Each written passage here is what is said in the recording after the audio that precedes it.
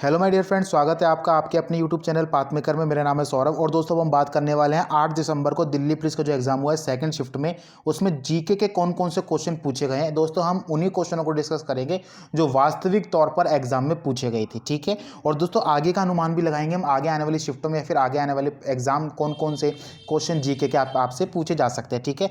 देखिए दोस्तों, पहला क्वेश्चन आया था नीति आयोग का गठन कब किया गया था। देखिए दोस्तों, ये क्वेश्चन मैंने आपको जीके बूस्टअप सीरीज के माध्यम से कवर करा रखा था। नीति आयोग का गठन कब किया गया था। देखिए दोस्तों, नीति आयोग का पहले नाम क्या था, योजना आयोग, जिसकी स्थापना 15 मार्च 1950 को की गई थी, ठीक है। अब उसकी दोस्तों मैंने आपको बताया था कि 1 जनवरी 2015 को इसका नाम बदलकर क्या कर दिया गया था, नीति आयोग कर दिया गया था, जिसकी फुल फॉर्म क्या है दोस्तों, national institution for transforming India. इसके अध्यक्ष जो दोस्तों कौन होते हैं, वो होते हैं प्रधानमंत्री, ठीक है। और दोस्तों मतलब पदेन अध्यक्ष होता है, कोई भी जो भी गद्दी पे बैठता है प्रधानमंत्री, वही नीति आयोग का क्या बन जाता है, अध्यक्ष। देखिए दोस्तों, आने वाली शिफ्टों के लिए मैं आपको बता दूं, नीति आयोग के सीईओ आपसे पूछे जा सकते हैं, उपाध्यक्ष आपसे पूछे जा सकते हैं, अमिताभ कांत, ठीक है। उनके रिलेटेड आपसे क्वेश्चन पूछा जा सकता है। आगे आने वाली शिफ्टों के लिए दोस्तों मैं आपको बता दूं, राष्ट्रीय विकास परिषद, नेशनल डेवलपमेंट काउंसिल के बारे में आपसे पूछा जा सकता है, ठीक है। नेक्स्ट क्वेश्चन की ओर बढ़ते दोस्तों, क्वेश्चन नंबर 2 हमारे सामने है। 2020 में मेडिसिन के क्षेत्र में नोबेल पुरस्कार किसे दिया गया। देखिए दोस्तों, ये क्वेश्चन भी मैंने आपको जी के बूस्टअप सीरीज के माध्यम से करा रखा था और मैंने आपको करंट अफेयर में भी ये क्वेश्चन बताया था, ठीक है। किसको दोस्तों, देखिए 3 जनों को मिला था, Michael Houston, Charles M Rice और हेनरी जे वेल्टर को मिला था दोस्तों 2020 में मेडिसिन का पुरस्कार। एक बार और दोबारा बोल देता हूं दोस्तों, Michael Houston, Charles M Rice और हार्वे जे अल्टर, ठीक है। इन तीनों को दिया गया था मेडिसिन के क्षेत्र में 2020 का नोबेल पुरस्कार, ठीक है। दोस्तों मेडिसिन का पूछ लिया गया है। अब आपसे दोस्तों फिजिक्स का पूछा जा सकता है, केमिस्ट्री का पूछा जा सकता है और दोस्तों लिटरेचर का पूछा जा सकता है, ठीक है। शांति के क्षेत्र में किसको दिया गया, ये सभी के सभी आप कवर कर लीजिए। नोबेल पुरस्कार से रिलेटेड क्वेश्चन आपको आने वाली शिफ्टों में जरूर देखने को मिलेंगे। क्वेश्चन नंबर 3 आया था दोस्तों, देखिए नोबेल पुरस्कार विजेता 2019 में साहित्य के क्षेत्र में कौन बने थे। 2019 का पूछा गया दोस्तों, साहित्य के क्षेत्र में लिटरेचर में कौन बने थे। देखिए दोस्तों, पीटर हैंडके को दिया गया था दोस्तों नोबेल पुरस्कार 2019 का साहित्य के क्षेत्र का, ठीक है। क्वेश्चन नंबर 4 है, देखिए दोस्तों, जोग जलप्रपात किस राज्य में स्थित है। देखिए दोस्तों, मैंने आपको जी के बूस्टअप सीरीज के माध्यम से क्वेश्चन कराया था। जोग जलप्रपात, इसको हम गरसोप्पा जलप्रपात भी कहते हैं, इसी को हम महात्मा गांधी जलप्रपात भी कहते हैं दोस्तों। श्रावस्ती नदी पर है और कहाँ पे, कर्नाटक में स्थित है। मैं तो क्वेश्चन मैंने आपको जीके बूस्टअप सीरीज के माध्यम से लगभग 4 बार करा रखा था। क्वेश्चन नंबर 5 की ओर बढ़ते दोस्तों, अजंता की गुफा किस धर्म से संबंधित है। देखिए दोस्तों, ये क्वेश्चन मैंने आपको जीके बूस्टअप सीरीज के माध्यम से कवर कराया था। अजंता की गुफा किसने बनवाई थी दोस्तों, ये बनवाई थी गुप्त शासकों ने और ये किस धर्म से संबंधित है, ये बौद्ध धर्म से संबंधित। आने वाली शिफ्टों में दोस्तों आपसे पूछा जा सकता है, अजंता पूछ लिया गया है तो आगे आने वाली शिफ्टों में आपसे दोस्तों पूछा जाएगा एलोरा की गुफा से रिलेटेड, ठीक है। क्वेश्चन नंबर 6 की ओर बढ़ते हैं, बॉक्साइट उत्पादन में अग्रणी राज्य कौन सा है। देखिए दोस्तों, बॉक्साइट उत्पादन में जो अग्रणी राज्य वो है उड़ीसा, ठीक है। क्वेश्चन नंबर 7 आया था दोस्तों, देखिए शाहजहां का शासनकाल कब से कब तक चला। देखिए दोस्तों, आप हमारे जो मैंने इससे पहले की जो एनालिसिस डाल रखी है आप देख सकते हैं, मैंने उसमें बिल्कुल क्लियरली मेंशन आपको बोला था कि आप शासनकाल जरूर याद कर लीजिए मुगल एम्पायर के, उनसे रिलेटेड हर शिफ्ट में एक ना क्वेश्चन आ रहा है, ठीक है। तो कब से कब तक था दोस्तों, इनका 1628 से लेकर के था 1658 तक। इसके बाद दोस्तों किसका आया था, देखिए 1628 से लेकर 58 तक। इसके बाद जिसका आया था, उसके बाद जिसका आया था, वो सभी आप दोस्तों क्या कर लीजिए, कवर कर लीजिए।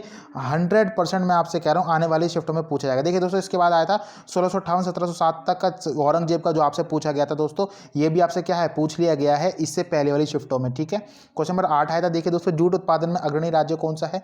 देखिए दोस्तों, इसका सही आंसर था वेस्ट बंगाल। वेस्ट बंगाल है अग्रणी राज्य जूट उत्पादन में। देखिए दोस्तों, मसाले उत्पादन में अग्रणी राज्य है, सोयाबीन उत्पादन में अग्रणी राज्य है, ठीक है। ये सभी दोस्तों, अभ्रक उत्पादन में अग्रणी राज्य है, ये सभी आप कवर कर लीजिए। आने वाले शिफ्टों में इससे रिलेटेड क्वेश्चन आपको देखने को 100% मिलेगा। कॉफी सबसे ज्यादा कहाँ होती है, चाय सबसे ज्यादा कहाँ होती है, आम सबसे ज्यादा कहाँ होता है, गेहूं के उत्पादन में सबसे अग्रणी राज्य है, प्रति हेक्टेयर गेहूं उत्पादन में सबसे अग्रणी राज्य है, ये सभी आपसे पूछा जा सकता है। क्वेश्चन नंबर 9 आया था दोस्तों, देखिए संसद के संयुक्त अधिवेशन की अध्यक्षता किसके द्वारा की जाती है। देखिए दोस्तों, ये क्वेश्चन भी मैंने आपको करा रखा था जी के बूस्टर माध्यम से। देखिए दोस्तों, आर्टिकल 108 के तहत संयुक्त बैठक बुलाई जाती है और दोस्तों किसके द्वारा बुलाई जाती है राष्ट्रपति जी के द्वारा, और इसकी अध्यक्षता की जाती है लोकसभा स्पीकर के द्वारा, ठीक है। ये दोस्तों आप कवर कर लीजिए, आगे आने वाले शिफ्ट में पूछा जा सकता है आपको ये संयुक्त अधिवेशन किसके द्वारा कॉल की जाती है। क्वेश्चन नंबर 10 आया था दोस्तों, शिक्षा का अधिकार किस अनुच्छेद के अंतर्गत बताया गया। देखिए दोस्तों, ये क्वेश्चन भी मैंने आपको बता रखा था, शिक्षा का अधिकार आर्टिकल 21A के तहत बताया गया, ठीक है। 86वें संविधान संशोधन अधिनियम 2002 के तहत दोस्तों शिक्षा का अधिकार आर्टिकल 21A में बताया गया था कि 6 से 14 साल तक के जो बच्चे हैं उनको मतलब कि अनिवार्य रूप से अनिवार्य रूप से शिक्षा का अधिकार दिलाया जाए, ठीक है। और दोस्तों ये निःशुल्क बताया गया था, ठीक है। अटल बिहारी वाजपेयी गवर्नमेंट ने इसको ऐड करवाया था। क्वेश्चन नंबर 11 आया था, देखिए दोस्तों, संविधान के प्रस्ताव में समाजवादी शब्द कब जोड़ा गया। देखिए दोस्तों, मैंने आपको बता रखा है 42वें संविधान संशोधन अधिनियम 1976 के तहत समाजवादी, पंथ निरपेक्ष और राष्ट्र की अखंडता, ये 3 शब्द जोड़े गए थे दोस्तों, किसमें, भारत के संविधान में, ठीक है। ये मैंने आपको बता रखा दोस्तों। 42 संविधान संशोधन को ही हम क्या किस नाम से जानते हैं, 42वें संविधान संशोधन को ही हम दोस्तों मिनी कॉन्स्टिट्यूशन के नाम से भी जानते हैं। क्वेश्चन नंबर 12 आया था दोस्तों, संविधान के अनुच्छेद 19D में क्या बताया गया है। देखिए दोस्तों, ये क्वेश्चन मैंने आपको जीके बुकशॉप सीरीज के माध्यम से कवर करा रखा था कि संविधान के आर्टिकल जो है 19D में क्या बताया गया। देखिए तो मैंने आपको इसमें 19 में आपको 6 अधिकार बताए थे मैंने। आर्टिकल 19(1) का ए बताता है दोस्तों, freedom for walk and articulation, मतलब कि कहीं भी हम अपने आप को अभिव्यक्त कर सकते हैं, ठीक है। और दोस्तों ये क्या है, हमें राइट टू इन्फॉर्मेशन भी देता है 19(1) का ए। 19(1) का बी बताता है दोस्तों कि हम कहीं भी इकट्ठे हो सकते हैं विदाउट वेपन के, विदाउट हथियार के। आर्टिकल 19(1) का सी बताता है दोस्तों कि हम क्या है, कोई भी ऑर्गेनाइजेशन बना सकते हैं, यूनियन बना सकते हैं। आर्टिकल 19(1) का डी बताता है दोस्तों कि हम कहीं भी घूम सकते हैं at any place of India, ठीक है। आर्टिकल 19(1) का ई जो है दोस्तों, वो बताता है कि हम कहीं भी अपने आप को स्थापित कर सकते हैं, कहीं भी अपने लिए जमीन खरीद सकते हैं, कहीं भी रहने का हमें अधिकार है, लेकिन दोस्तों स्पेशल राइट जिन भी स्टेट को दिए गए हैं उनको छोड़ करके, ठीक है। ऐसे दोस्तों एफ में हमें बताया गया है कि हम रिपीटेड प्रॉपर्टी का अधिकार दिया गया था, लेकिन वो हमें खत्म कर दिया गया। अब 19(1) के जी में बताया गया है दोस्तों, देखिए हमें कोई भी बिजनेस करने का अधिकार है, हम कोई भी व्यापार अपने जीवन यापन के लिए शुरुआत कर सकते हैं, ठीक है। लेकिन दोस्तों इलीगल नहीं होना चाहिए, फिर ऐसा व्यापार नहीं होना चाहिए जिसके लिए हमें लाइसेंस की आवश्यकता पड़े। अगर लाइसेंस की आवश्यकता पड़ेगी तो सबसे पहले हमें उसके लिए लाइसेंस अप्रूव करवाना पड़ेगा, ठीक है। इतने सारे अधिकार बता रखे हैं दोस्तों 19 में, आर्टिकल 19 में, ठीक है। 6 तरीके के स्वतंत्रता के अधिकार बताया गया दोस्तों। ये क्वेश्चन, ये जो मैंने डिटेल में बताया, ये मैंने कई बार आपको जीके पुशअप सीरीज के माध्यम से डिटेल में बता रखा है। क्वेश्चन नंबर 13 आया था दोस्तों, भारत का मानक समय कितना। देखिए दोस्तों, ये क्वेश्चन मैंने आपको जीके पुशअप सीरीज के माध्यम से बता रखा था। भारत का मानक समय दोस्तों 82.5 डिग्री पूर्वी देशांतर है, ठीक है। मैंने आपको बताया था 82.5 डिग्री पूर्वी देशांतर है, ठीक है। दोस्तों ये जो भारत की मानक समय रेखा है कहाँ से निकलती है, इलाहाबाद के निकट नैनी से गुजरती है। दोस्तों आने वाली शिफ्ट में आपसे पूछा जा सकता है कि जो ग्रीनविच लाइन है, टाइम रेखा जो है दोस्तों, स्टैंडर्ड टाइम रेखा, उससे भारत का मानक समय कितना आ गया, तो वो दोस्तों 5.5 घंटे आ गया, ठीक है।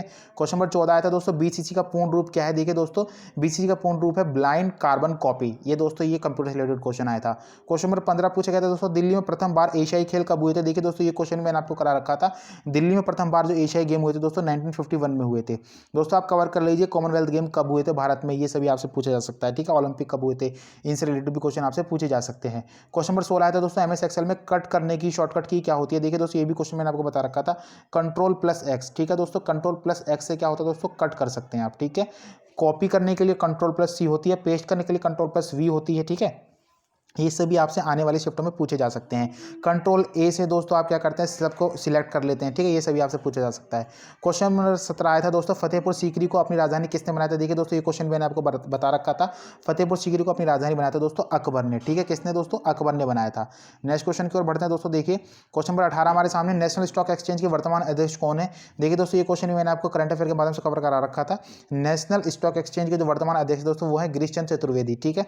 दोस्तों नेशनल स्टॉक एक्सचेंज पूछ लिया गया, बॉम्बे स्टॉक एक्सचेंज पूछे जाने की अत्यधिक संभावना है, ठीक है। इनकी स्टैब्लिशमेंट डेट भी याद कर लीजिए दोस्तों आप, इनके जो हेड ऑफिस है वो भी आप याद कर लीजिएगा। क्वेश्चन नंबर 19 आया था, क्षेत्रफल की दृष्टि से दूसरा सबसे बड़ा भारत का राज्य कौन सा। देखिए दोस्तों, ये क्वेश्चन मैंने आपको बता रखा है जी के बुस्टअप सीरीज के माध्यम से। तो दोस्तों कौन सा देखिए सबसे बड़ा तो है हमारा, अगर पूछ लिया है क्षेत्रफल की दृष्टि से वो है राजस्थान, और उसके बाद जो आता है दोस्तों वो कौन सा है, वो क्षेत्रफल की दृष्टि दूसरे नंबर पर आता है मध्य प्रदेश, उसके बाद उत्तर प्रदेश आता है, ठीक है। और दोस्तों ये तो पूछ लिया गया है किससे रिलेटेड है, क्षेत्रफल। अब आप जनसंख्या से रिलेटेड भी कर लीजिएगा।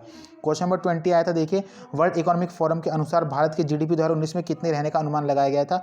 देखिए दोस्तों, जो भारत की जो जीडीपी 2019-20 के लिए अनुमान लगाया था लगभग -5% का, ठीक है। क्वेश्चन नंबर 21 की ओर बढ़ते हैं दोस्तों। देखिए क्वेश्चन नंबर 21 से, सांची का स्तूप किस द्वारा बनवाया गया था। दोस्तों सांची का स्तूप, ये तीसरी बार क्वेश्चन आ रहा है, सब 2 बार तो पूछ लिया गया है कि सांची का स्तूप कहाँ पे स्थित है, और दोस्तों इस बार पूछा गया सांची का स्तूप किस द्वारा बनवाया गया, तो वो आंसर क्या है, सांची का स्तूप बनवाया था अशोक ने। क्वेश्चन नंबर 22 की ओर बढ़ते दोस्तों, महाराज धीराज की उपाधि से किसे सम्मानित किया गया था। ये क्वेश्चन मैंने आपको जी के बुस्टअप सीरीज के माध्यम से कवर करा रखा था दोस्तों, चंद्रगुप्त प्रथम को कवर किया गया था, किससे, महाराज धीराज की उपाधि से। क्वेश्चन नंबर 23 की ओर बढ़ते दोस्तों, गवर्नर तथा राज्यों के मिलान से संबंधित प्रश्न आया था, मतलब कि दोस्तों उनसे गवर्नर से रिलेटेड क्वेश्चन पूछा गया था, हरियाणा के गवर्नर कौन है, मध्य प्रदेश के, मणिपुर के, त्रिपुरा के, इस तरीके से क्वेश्चन आया था, ठीक है। क्वेश्चन नंबर 24 आया था दोस्तों, याओत्सांग त्योहार किस राज्य में मनाया जाता है। देखिए दोस्तों, याओत्सांग जो त्योहार है वो मनाया जाता है आपका मणिपुर में, ठीक है। नेक्स्ट क्वेश्चन जो आया था दोस्तों, देखिए क्वेश्चन नंबर 25, इबोला किसके द्वारा फैलता है। देखिए दोस्तों, इबोला एक बीमारी है वायरस के द्वारा, इबोला ही दोस्तों एक खुद ही वायरस है, ठीक है। दोस्तों इतने ही क्वेश्चन हमें मिल पाए, अगर आपको इससे ज़्यादा क्वेश्चन मिल पाए हो तो आप कमेंट सेक्शन में कमेंट करके जरूर बताइएगा, ठीक है।